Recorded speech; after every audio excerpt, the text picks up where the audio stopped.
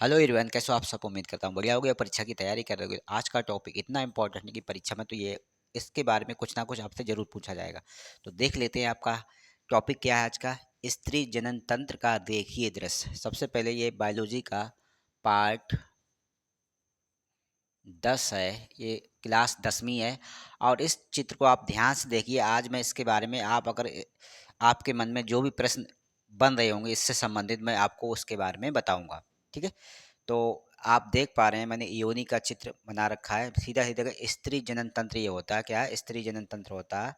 ठीक है, इसका मैंने चित्र बना रखा है। अब देख लेते हैं। सबसे पहले ये चित्र मैंने अलग अलग इसके बारे में लिखा भी है कुछ, ये आपको देख लेते हैं। सबसे पहले आप देख लेते हैं अंडाशय की बात करेंगे, जो ओवरी अंग्रेजी में से बोला जाता है ओवरी। अंडाशय। ठीक है, अब अंडाशय की हम एक एक करके बात कर लेते हैं।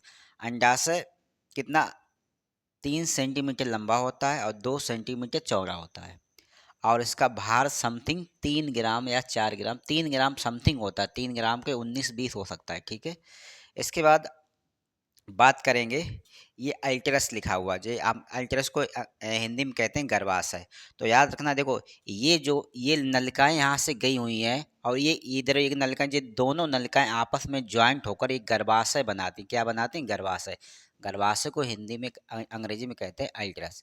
गर्भाशय लगभग करके 8 सेंटीमीटर लंबा प्लस 3 सेंटीमीटर चौड़ा और इसका भार अगर बात करें तो 30 से 40 ग्राम का ये गर्भाशय का भार होता है। 30 से 40 ग्राम। हर बात को आप अच्छे से दिमाग में सेव कर लो। जो बच्चे डॉक्टरी लेवल की तैयारी कर रहे हैं उनके लिए बहुत इंपॉर्टेंट होगा। कंपटीशन लेवल के लिए बहुत इंपॉर्टेंट होगा। साथ साथ में यूपी बोर्ड में जो बच्चे हैं, मध्य प्रदेश बोर्ड में जो बच्चे हैं और बिहार बोर्ड में जो भी बच्चे हैं उनके लिए आवश्यक प्रश्न बना सकता है। आवश्यक प्रश्न यहाँ से बन सकते हैं, मेरा मतलब ये है। ठीक है। तो गर्भाशय की मैंने आपको बता दिया है कि 30 से 40 ग्राम का समथिंग होता है और 8 सेंटीमीटर लंबा व 3 सेंटीमीटर चौड़ा होता है ये गर्भाशय। ठीक है। अब गर्भाशय को सभी को बताओ, ये क्या करता है? भ्रूण को अपने अंदर रखता है। ठीक है, गर्भाशय एक। अब बात कर लेते हैं ओवरी। तो मैंने बताया, देखो अभी बताऊंगा ओवरी में क्या होता है। अंडाशय से अंडाणु निकलते हैं इस प्रकार। यहाँ से निकलते हुए कहाँ पर पहुँचते हैं? यहाँ पे पहुँचते हैं। कहाँ पे पहुँचते हैं? यहाँ पर। देखो जब निषेचन होगा, ये देखो निषेचन जगह है। वजीना है, वजीना इसे योनि है। यहाँ से जब शुक्राणु प्रवेश करते हैं, यहाँ से जब शुक्राणु प्रवेश करते हैं, अब ये कर्विस है। ये इसके बारे में आप अच्छे जान लो। योनिच्छद इसे बोला जाता है हिंदी में, योनिच्छद। कर्विक्स एरिया वो होती है। आपने ये सुना होगा कि किसी महिला के योनि में सील नाम सुना होगा, सील। तो सील टूटना आपने सुना होगा। तो कभी कभी स्त्रियां योगा करती हैं, एक्सरसाइज करती हैं, परिश्रम कठिन करती हैं या फिर लैंगिक संपर्क बनाती हैं, तो उस कंडीशन में ये सील टूट जाता है। उस कंडीशन में ये सील टूट जाता है, जिसको अंग्रेजी में कर्विक्स कहा जाता है। ठीक है। आप के मन में जो भी सवाल है वो आप लोग अच्छे से मेरे को पूछ सकते हैं कमेंट में।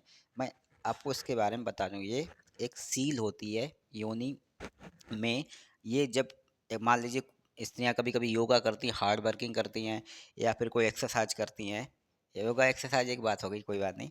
या कोई काम वगैरह खेतों में काम करती हैं या कोई दूसरा भी काम हो सकता है, या फिर निषेचन प्रक्रिया अपनाते हैं, तो उस कंडीशन में ये सील टूट जाती है। ठीक है।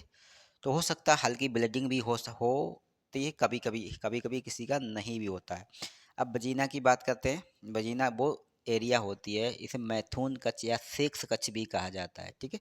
सेक्स कक्ष, यहीं से तो लिंग प्रवेश करता है और धीरे शुक्राणु को पहुंचाता है। कहाँ तक? ये फैलोपियन नलिका तक। कहाँ तक पहुंचाता है? फैलोपियन नलिका तक। ठीक। अब देखो, सबसे पहले आपसे प्रश्न यहाँ से एक और बनाए पूछेगा। इन देखो, इसके बारे में बता दिया, इसके बारे में बता दिया, इसके बारे में बताया। अब बच्चा है हमारा अंडवाहिनी, ओविडक्ट या एम्पुला। देखो अंडवाहिनी तो हमने बता दी, जो फैलोपियन नलिका होती है, एक इधर ये आई है, एक इधर आई है, दोनों आपस में जुड़कर का बनाती हैं? गर्भाशय का निर्माण करते हैं। ठीक है।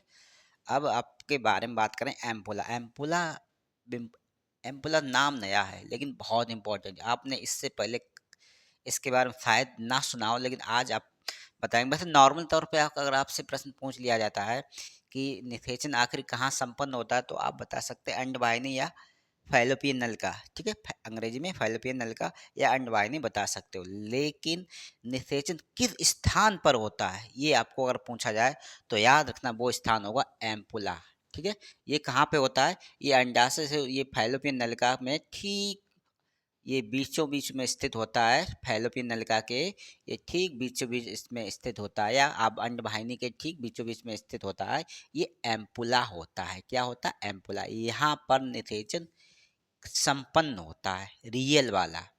अगर नॉर्मल तौर पे वैसे आपसे प्रश्न पूछा जाता है कि निषेचन कहाँ संपन्न होता है, तो आप फैलोपियन नलिका या अंडवाहिनी बता सकते हो। लेकिन जगह पूछता किस जगह होता है, तब आप एम्पुला का नाम ज़रूर बताएँगे, क्योंकि यही बिल्कुल सही है, ठीक है? अब इसमें देखो मादा हार्मोन कभी-कभी आपसे सेक्स हार्मोन और पूछ लिया जाता है, हमने पुरुष के हार्मोन तो लिखवा ही दिए। मादा हार्मोन आपका होता है एक एस्ट्रोजन,